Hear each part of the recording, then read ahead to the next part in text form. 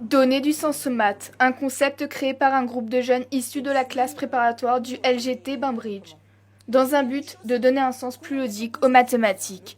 C'est-à-dire c'est parti du constat effectivement du désamour de la société pour les mathématiques. Et on a voulu essayer de recréer un lien avec les mathématiques par la culture mathématique qui nous entoure, la présence des mathématiques tout autour de nous, donc aussi bien dans l'art, dans l'humour. Et David, donne-moi la bijection réciproque de la fonction carrée. Il me semble que c'est la fonction racine carrée.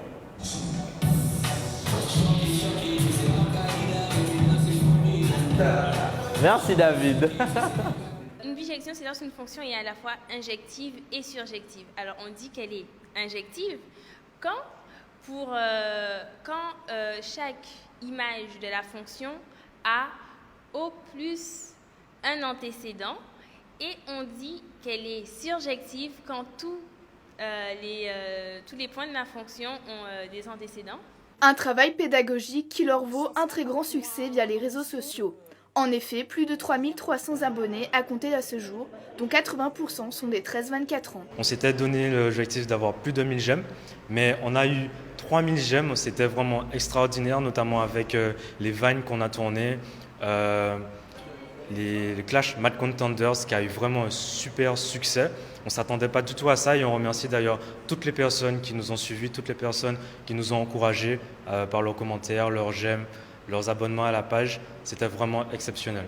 Mis à part l'aspect humoristique, 3 de ces jeunes proposent aux plus curieux une rubrique culturelle, Math & Culture, qui met en avant des mathématiciens qui sont issus de recherches approfondies. C'est une rubrique qui présente tous les dimanches un nouveau mathématicien mort ou encore d'actualité.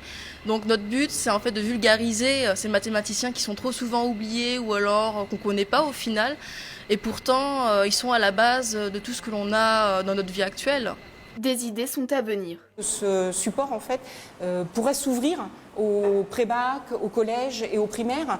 Les énigmes qu'on poste sont parfois d'un niveau de primaire et ça serait assez intéressant si des collègues voulaient bien se joindre à nous pour diversifier encore les publications. De l'humour, de la pédagogie, une bonne recette pour la réussite.